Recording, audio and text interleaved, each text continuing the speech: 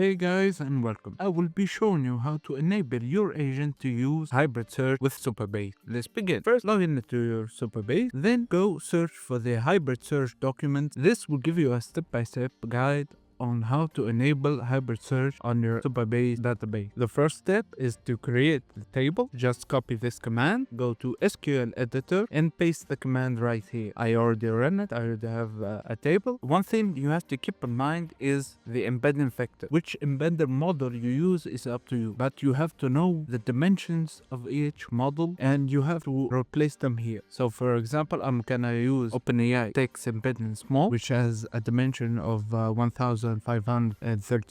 I just replace it here. I just run it and it will create. Now do keep in mind that this does not support any dimensions higher than 2000. So if you have a model that has a higher dimension, it will not work. Once you run it and you go to database, you'll find your database right here. Just to save yourself a bit of trouble in the future, go into your database and create this new field. Normally it will create just these three fields. You would create the fourth field by pressing plus here, give it a name, and the type you choose JSON. This would come into play later on. With that done, we move on to the next step. Create those fields. The field for the FTS and embedding. FTS is for text search and the embedding is for vector search. So copy this command. Again, go to SQL editor, paste them here. Once you run it, you will see the indexes created. Go to database indexes and you will find them here. The next step is to create your hybrid search function. All you have to do is just copy this. Again, go into your SQL editor and you'll make a couple of changes. Of course,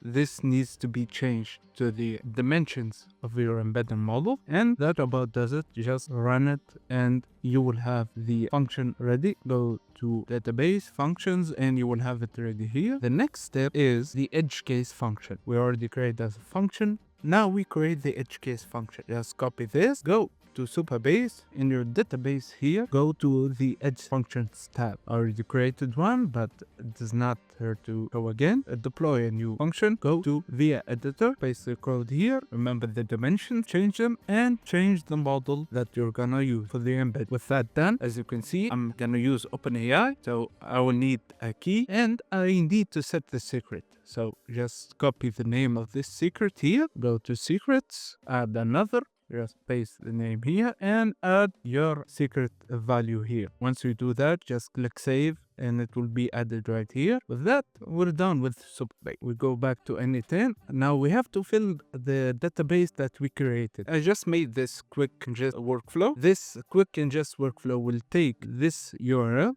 If we visit it, it's the FIFA regulations document. Oh, it's 115 pages long and it's perfect for our demonstration. So to create the ingest pipeline, first I did a manual trigger, an HTTP request node. I put the get method, I pasted the URL, and that should be enough. Now we get the article. Now next to it is Supabase vector store. We need to embed them. Create this Supabase vector store. All I have to do is just add node, write Supabase, and you will have Supabase vector store. Click on it and you will have this. For the configuration of the Supabase vector store node, first give your credentials, click create new credentials. You will see host and service role secret.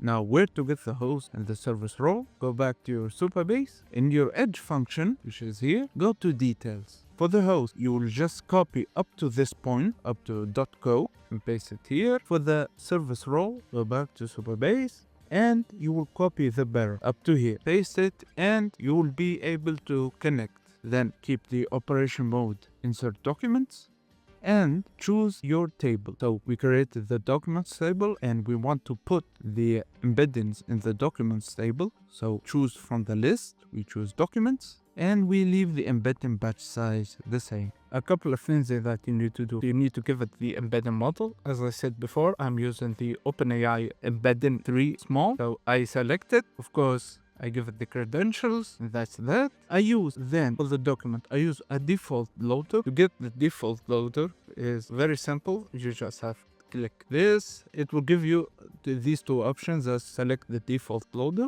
and in the default loader for the text splitter, I generally use the recursive character text splitter. There are multiple text splitters, but for the best use cases, most use cases, I mean, the recursive character text splitter is the one to go for.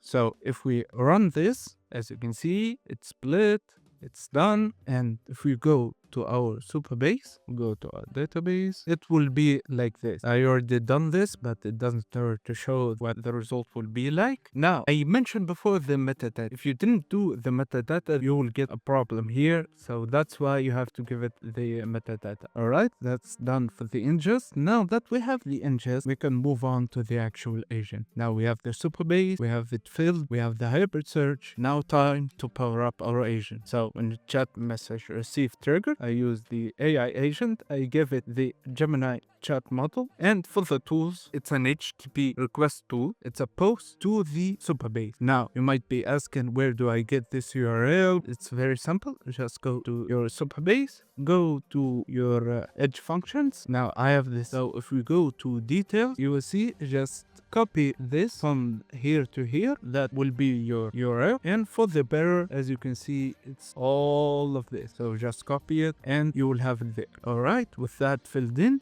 the method post, the URL, now authentication, send headers, of course, authorization, bearer. These are important, you have to write them. And for the body, the request name for the body is gonna be query. It's important. And for the value, I would advise to let the model decide. With that done, let's go back to the agent. Now, the agent, I give it your assistant, I give it the name of the tool, and I instructed it externally to our user. So let's test it out. Open chat. Let's see something that we can ask about. For example, this one seems good. What are the manufacturing techniques permitted?